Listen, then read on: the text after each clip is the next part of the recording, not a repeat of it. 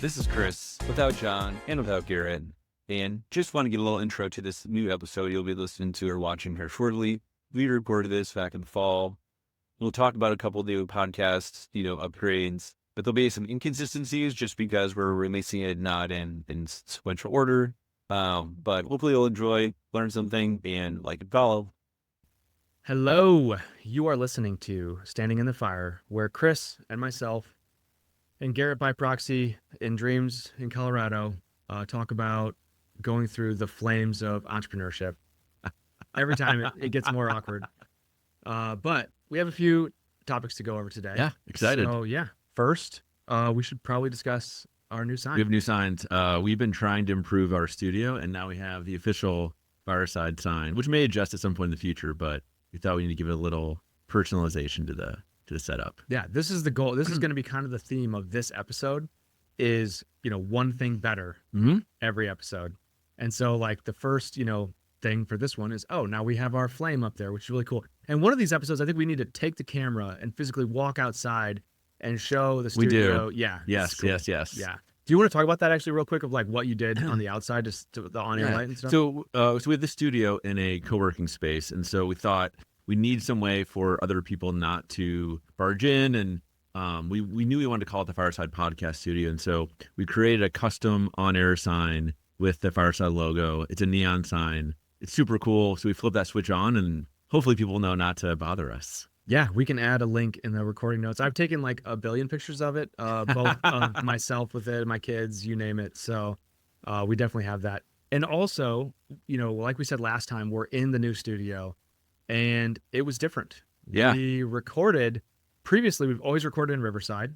And because of that, we were remote. And so, you were at your house, Yep. I was at mine, Garrett was in Colorado. And there's a certain lack of intimacy, or like I don't know what the right word away. Like, so we talked about this afterwards. So I think there's a couple of really interesting points of like recording in person versus recording remotely. And so Well, I'll even say like from even this short conversation here and last time, it's easier to go back and forth without feeling like you interrupted somebody. Yes. So even if you give interjections of like with words, it's easy to keep going. And on Zoom, it's like, oh, did you need to say something? Yes. Sort of thing. Yeah. And it's easier to multitask over Zoom. Yeah. If you're on Zoom and you get an email or Riverside or whatever, you can like just archive it quick. Oh, that's trash. Like, or if like you and Garrett are talking and I'm like, I don't know what's happening, but I'm gonna be on somewhere else. Yeah. But I was really surprised. Like we talked, so we recorded on a Thursday, and then that night you came over for supper. Yep. And we kind of like rehashed, and we were like, it was kind of interesting because like you're standing right here, you're right next to the person, and there are like, years of social cues built up that you learned that like somebody's gonna say something. They get a look in their eye, or some kind of thing. And you can't get that on video. You cannot get it at all. Yeah. And I'm starting to think it's almost like a lot of people talk about like remote work versus like in-person work. And they're like, some people are hard, like, no, it's got to be in person. And then some people are like, because the serendipity happens or whatever. And some people are like, no, like it has to be remote because then you have ultimate flexibility and stuff. And there's trade-offs and benefits to each. And I think it was just interesting to experience the trade-off of being in person. Yeah. So one output from that I thought was fascinating was editing was a breeze. That's what you were saying. Yeah. It was so simple because you and I can look at each other. We have conversations all the time where we don't interrupt each other or not too much anyways. And we can actually go back and forth and you end up with this like already edited thing. So at the end, it's just like, did it sound good? You know? Right. Was the mic recording? Yeah. Let's hope it is. The light's right over there. So. Did the camera record? Yes. Yeah. And did the camera shut off at the end? Correct. Yep. All yeah. those things. Yeah. So that kind of stuff happens. But I think that was the most interesting thing to me from like a, let's say podcast trend or like thing that a tip that I could glean from that to pass on to somebody else is if you always record remotely, do it in person. Yeah, and see what the difference is. Well, even like, I don't know if you ever watch interviews of people doing podcasts and they're always on Zoom. And I feel like sometimes it just also the questions don't feel as, they feel more rehearsed than conversational because you're not getting any of that nonverbal feedback because you can only see what's on the screen versus seeing like the whole thing. The other thing that I thought about too, and I don't think I talked about this last week, is someone I was talking to talked about Zoom fatigue during the pandemic, and they talked about how like, when you the fatigue was not being in front of a screen. The fatigue was watching yourself on video. Like, Oh, so interesting. yeah, so you're actually like people are not used to looking at themselves all day long. But if you're constantly on a Zoom, your box is always there. And so you see yourself and then you think, like, again, like you think, do I have a boogie? Or like, is my hair right? Or am I looking Sitting up straight? Yeah. Oh yeah. Like, I'm not. Okay. Let's shoulders back. It's probably this. Yeah, there we go. There, you get the mic a little higher. Yeah. But I thought that was really interesting that like we're not, and since then, so in the last week or so, I've actually been turning off my own camera and trying to me. So I don't see myself when I'm talking to other people because I thought, interesting. I wonder I'll if try that. Yeah. So if you feel fatigued. Anyways, so the other thing we need to talk about, what episode number is this? I think we're on number 10. So how long is it taking us to get to episode 10? A year? A year. However, getting to 10 episodes is that threshold of if you quit before 10, we're already in like the top 1% of podcasts now. Yeah, we're 1%ers right here. That might have to be the title, the 1%, the elite. Yeah. But I think that's really interesting because like my wife is actually reading Atomic Habits right now. Yeah. And I was like, welcome to 10 years ago. Yeah. I'm just throwing her under the bus. She doesn't listen to this. It's okay. But I was kind of throwing her under the bus because I'm like I was raving about Atomic Habits, years ago and how great it was. And she was like, whatever, self-help, improvement, I don't care, and now she's reading it and she's like, oh, I love this idea of things compounding over time. Yeah. And I think it's the same thing with podcasts. Like the more you spend time on this stuff, the better you get. You improve one thing each time. I mean, I can even know from our doing the first one to now, it's so much different and it's so much more motivating. So we're like, oh, like even in 10, we've improved drastically. And whether it be the sound, the video, the quality of the conversations, also just getting used to it. Well, the first one was a dumpster fire. It was so bad. As the person who had to listen to it like 3 times to edit it, yeah, it was bad. We were like, hey, we should hit record in GarageBand and just see what happens, like, yeah, that's a really good point. It was quite messy and it's dramatically better. I mean, now we are in person in the studio. Yeah. We've got leveled up mics. I mean, I know you had the good mic. I had a Yeti. Yeah. We also have some backlights, we have some front lights. Backlights, front lights.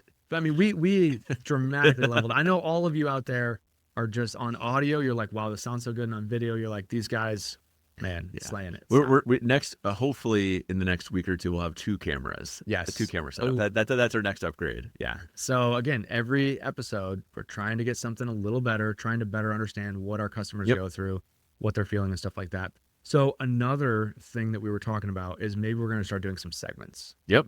So like, come up with some ideas. So we used AI, and it's like a lot of people are right now. It's kind of amazing. Ever know some people are a little anti-AI. I am not. I'm generally a drink from the fire hose kind of person.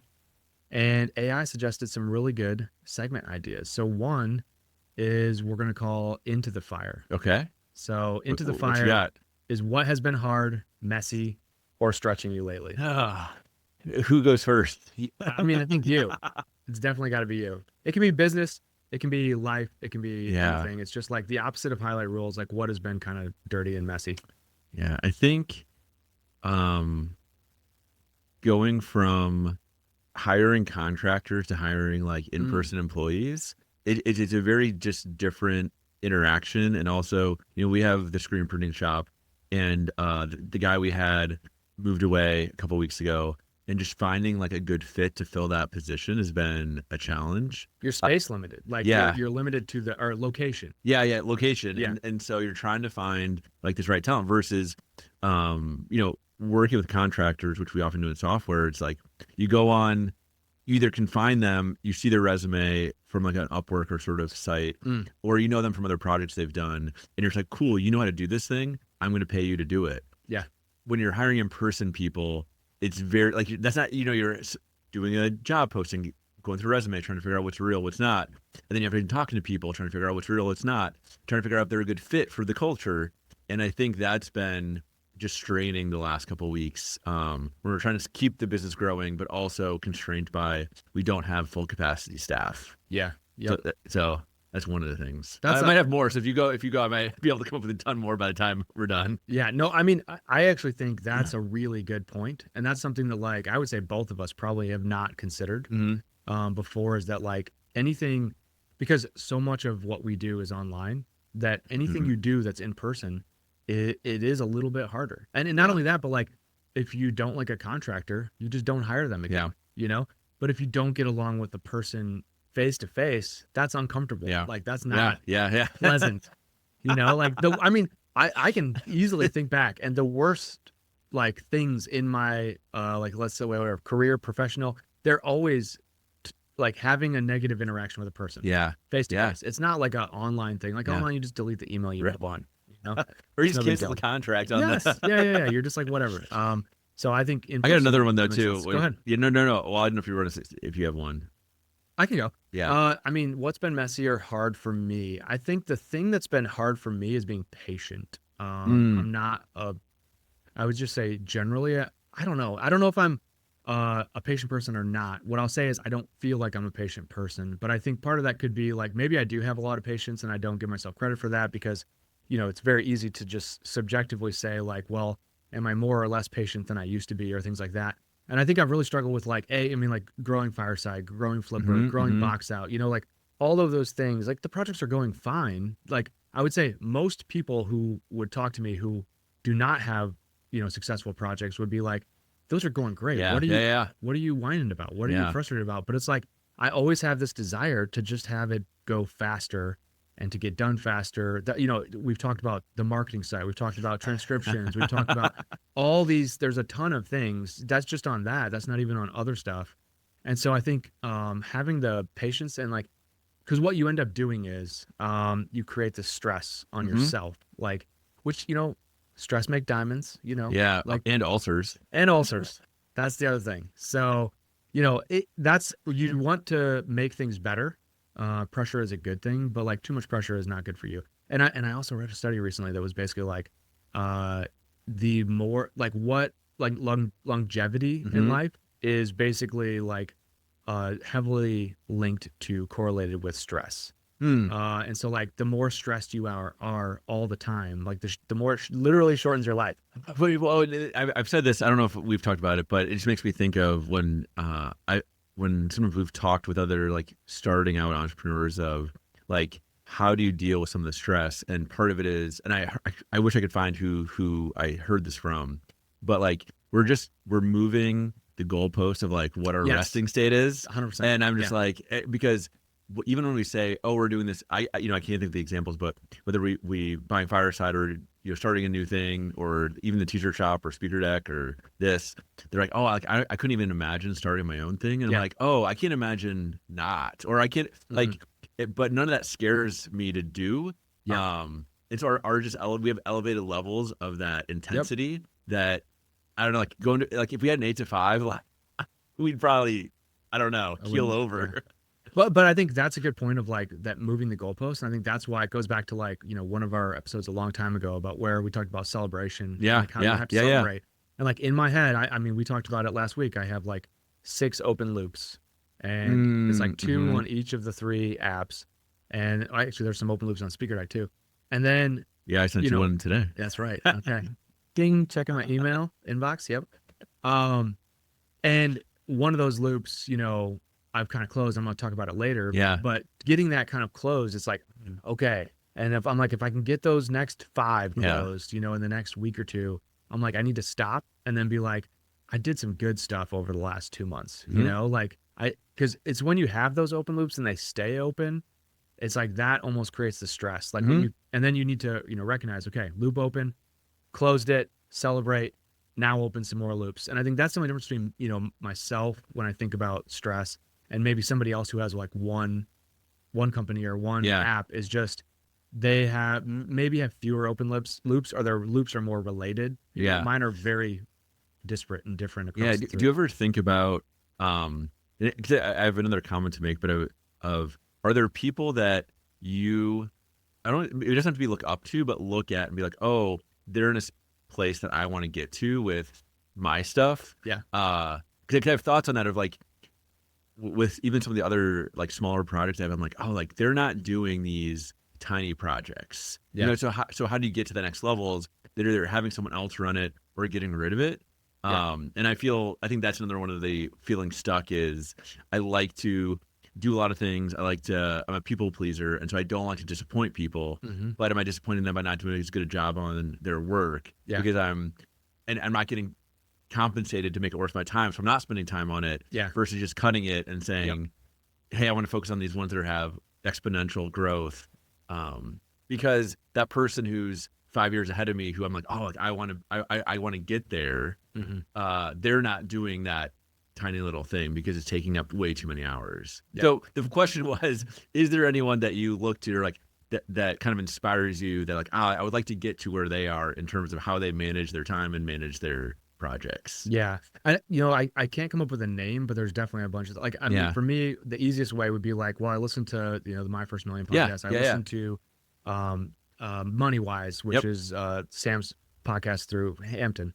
And I'm like, both of those people come on all the time that I'm like, oh man, they just did it right, or they go ahead. No, I keep it right. Yeah. I think what, and so I'm regurgitating all the things that get told to me that I read in books and hear on other shows is like being able to say no to the more you can say no, I feel like the better, the more you can grow with a lot of these things because I'm a yes person. Like, let me figure it out. Yeah. And can't always be the case if you're trying to build an empire. Yeah. Well, and also like going back to talking about time tracking, last year, I'm like, I track my time. And so I'll be like, I'll say yes to something and then I'll track my time. And I'm like, in my head, I was like, this is like less than an hour. Yeah. Yeah. And then it always ends up being like a 5 or 10 hour thing over a couple weeks.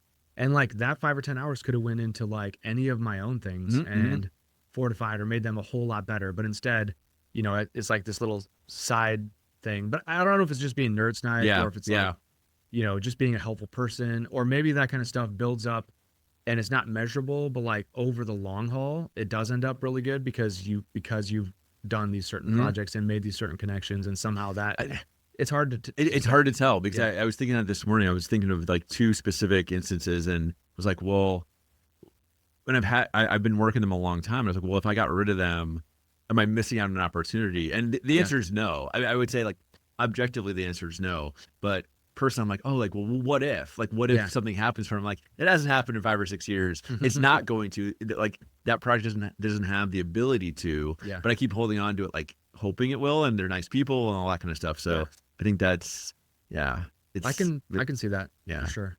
I would say, not on a person standpoint, but like on a book standpoint, I've definitely read some interesting books recently. Like, honestly, Alex Hormozy's latest one. I've not read that yet. It's on my to-do list. Quick and easy. Yeah, we've talked about maybe doing an episode on that. It's quick and easy. It's just money models. So it's like how different ways to make money in business and stuff like that.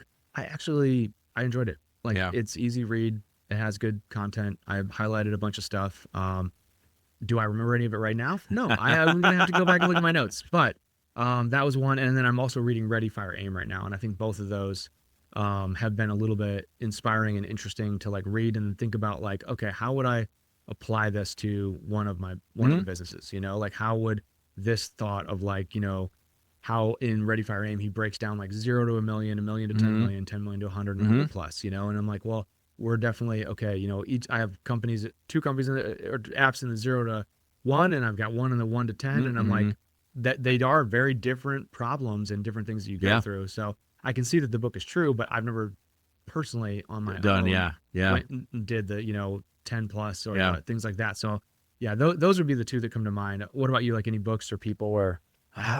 Wait, which question are you asking me? The question I asked you a long time ago? Yeah. Well, yeah. So what's to be exact, what's fueling you right now? What's fueling your fire? What's making you excited? What's fueling my fire? I would say, there have been some of these in-person interactions in the last week of people meeting people they didn't know. So it's funny. So our mutual friend, Matt, we've been, the last 2 days have been meeting to meet at the cocktail bar at around 4:00. Now the first day, neither day have we actually had a drink together. But he's chatted with other people, or I've chatted with other people that, to make some of the introductions that I feel like we're probably actually more valuable than if we just hung out by ourselves and we're not like expanding that circle. So I think like seeing that stuff and people being like, thank you for, what you're doing and doing all this, I think that's super helpful to stay on the right track versus getting too distracted with things that either aren't moving the needle or things that aren't really the business model or aren't on the mission and vision. I think that can be hard because there's so many. I mean, you can do it with this building project or with Fireside or Speaker Deck. Yeah. Of what's the new thing to like the sparkle to like distract for a bit. I mean, I sent you a message on should we, summarize Speaker Deck transcriptions for a summary, and because someone mentioned it on Twitter, so like, should we do that? You're like, well, what's the value? Are the descriptions not that clear? And after that, I was like, well, it was one guy. Like, is it actually going to be valuable, or is it not really going to move the needle? Is it actually going to make us more money? Is it going to get us more customers? Probably not. And I just asked because I'm like, I don't know. I don't know anymore. Like on that project, I'm not like a thought leader. It's more just like, look, technically, I'm like, that's an easy thing. Correct. I can even estimate the cost. I can do all that kind of stuff. But I'm like, from a practical standpoint, it's really hard to say, like, would that be valuable or not? Because it basically assumes that people are not good at writing their own descriptions. Yeah. Maybe what the better feature is, would you like us to write this description for you? Agree. I think, yep, 100%. Yeah. Cool. We'll add that to an issue. Look at that. Just pulling it out of the wind. Like, yeah. But other inspiring things, like, I don't know, I feel like it's been a long slog the last, couple weeks, couple months. And so it's trying to keep finding that. I think when I was at your house, I'm trying to think how I phrased it. You said like, how are things going? I said something like something about how many times have I cried today or something. Remember? I do remember that. And you guys gave like an awkward chuckle. Yeah. Well, like, have you actually cried today? Because But did I already? So you asked me that. Did you answer what's fueling you right now? Yeah, I mean, what's fueling me is definitely those books, and then the other thing for me is it's always. Yep. I get a lot of fuel and inspiration, and I get stoked listening to My First Million. And I think I would say my goal the next week is to walk more, listen to more either audiobooks or podcasts because I often listen to music when I'm driving, and that doesn't do it right. Like that, I agree. Listening to something educational, something entertaining that's not. There's a balance though. Yeah. Because like I think I'm going the opposite direction where I'm just like every minute in the car, I'm like sponge soaking in a bunch of stuff. And sometimes that's just exhausting. And I'm like, I literally like yesterday when I drove home, I shut everything off. I turned nothing on. And I was just like, I need to like detox and just like think thoughts in my head. Because it's so easy to just entertain yourself all the time and get inspired and all that kind of stuff. But like sometimes you just have to rest. And I definitely am not great at that. And even music, I think music helps with the rest a little bit because you just kind of enjoy it. You're in the moment. It's like watching TV or something at night. Yeah. It's not like a podcast where you hear one phrase and all of a sudden you're like, oh my gosh, I'm not doing this in my SaaS product or my whatever life or career. And so like now I'm failing and I need to think about how I'm going to do that thing, So yeah. Cool. Was there another question? I know we had more, or we also had some thoughts on the like the progress on some Fireside stuff. Yes. Which one? Which direction you want to go? That leads us to our next segment. So far we've had Into the Fire. Yep. Good one. What's fueling our fire? Yep. You're seeing a theme. And the last one is we've got some embers. We just got what are some small updates, some little wins, some ideas simmering or experience we haven't shared yet. Like what's something that's small, that's a nice little bite, that's cool. I can definitely go. Go ahead. Yeah. So I'm going to go first and ask myself.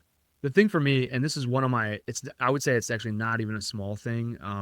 It's small in that I knew exactly what needed to be done in order to make it work, but it was large in that it just took a lot of time. And that was Fireside metrics. So metrics are important for podcasters. A, it makes you feel good. It's vanity. It's things like that. But B, most podcasters who get to, past that, the 1%ers of us, you have sponsors. And sponsors want to know how many eyes, what's the reach of their thing. And so they need metrics to do that. So metrics are really important. And the more episodes you have, the more downloads you have, the more it is difficult to kind of load those metrics and show them in like a succinct way. And so that's one of the things I've been working on the last, I would say at this point, it's been pretty close to 2 weeks, is how do I make the metrics load faster on Fireside? So we did a couple things. I'm not going to go deep into the tech and all that kind of stuff. I don't want to bore people, but the biggest thing we did is like initially, you click the page, we just loaded every graph and every number asynchronously. So like, when you click, metrics, don't try and calculate everything and show a loading, the browser is loading literally thing. Instead, it's like load that page immediately in the Fireside admin or whatever, and then eventually, fire off requests for all of those little things and then show it. And I'm like, that just alone made it feel faster, because some of those things, episode durations, number of episodes, some of that kind of stuff would load super fast, but you couldn't see it until it was the slowest thing.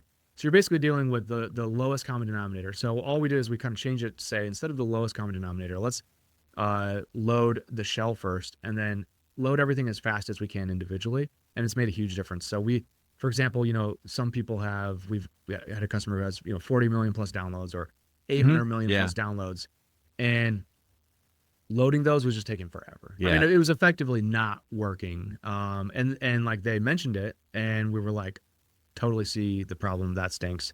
And so, went to town, did stuff that I did, for the last 20 years. And we've got it down to, the biggest podcast that we have is the slowest loading time for any of the graphs, maybe 4, 5, 6 seconds. Yeah, that's awesome. That's still slow, but that's so much faster compared to minutes. Or it's infinitely faster. Yeah, so, that's awesome. Yeah, and we've had a few people already like, oh my gosh, what did you do to metrics? Or a few people that I reached out to who I was like, had reported that it was a little slow for them, and they're like, it's insanely fast now. So that was my Ember. Awesome. That's awesome. Yeah, I don't know. What was the question? Yeah. It's the Diet Coke is going. You can't. If you're not on video right now, I'm drinking my coffee. It's morning, and Kris is drinking his Diet Coke. It's going straight to his head already. It's just small updates. Like, what are little wins, little things that have happened? Momentum, Fireside, Speaker Deck, any of the projects that you have going on. Yeah. Dang, I'm trying to think. Like it goes. What this makes me think is, I know they've existed, but it goes back to celebrating authentically, and almost, that's maybe for larger things. Like, we should have had a little 10 episode, confetti back here. But, each week, either the beginning and the end of the week, going through, hey, like, what went well, what didn't go well the last weeks, to make better acknowledgement of it. Gratitude. Yeah. Because I think that's where I just get lost in, the things happen, and then I just keep moving forward to the next thing. I think what was, and I forget if we talked about it last week, because it was maybe the same day or the day after, but we had the 15 founders who kind of pitched their ideas last week. And, having that event was super motivating, because there's more people trying to start new projects, a lot of different, the span of different ideas. We gave out a little bit of cash money to help them keep going. And then that's helping us plan more events for the next 2 months. And so I think that's okay, there's an appetite for people learning more about whatever it might be. We just had yesterday hosted a workshop for AI and nonprofits, and so there were probably 60 people that I would say, oh, that's over exaggerating. I think there were 50 people that showed up. I think 60 registered, and seeing that is we're creating an ecosystem and space for people to learn and take chance on what they're doing. I think that's been super helpful, because it's just, I think that's what's kind of fueling right now, is watching other people experience the ecosystem that we're building. Yeah. And I think, and it's working, because I got a text message yesterday from someone, and they were like, hey, I saw you at Momentum, but you look like you were in a big discussion. So I just walked out, but we'll catch up later. And I was like, yeah, you should have just came over. And I was like, why were you here? And they were like, oh, I went to this, AI for nonprofits. Oh, nice. And I was like, oh, they're like, yeah, I got a lot of ideas. Awesome. And, now I'm thinking how can I apply this? And some of that kind of stuff. So we're both, I think, helpers. And so that's one way that, to and I even think something like that is, so it's that even can spur more opportunities for learning, of saying, okay, let's deep dive onto a specific tool or a specific use case of it, and apply it, versus it being a little bit more high level educational, broad. And I think that's just been something that's missing a little bit. And it's seeing people in person, to come here and do that is just pretty cool. Awesome. That's it. That's all I got. I'm trying to think if I had other things, but we can always. I need a paper and pencil so that I can write down notes of either as you're going. Yeah, things to talk about either this time or next time. We almost recorded an entire episode before. We should this have. episode. It was Yeah, we should. 20 minutes. Yeah, we were like brainstorming topics and ideas and segments and going through that kind of stuff. And it was actually, I think it was good stuff. Yeah, we should have hit record. We didn't. So sorry, you don't get any of it. So if you like our improvements, yeah, give us a like, give us a comment, give us a subscribe. All helps the algorithm. And we'll see you next time. Yeah. Adios.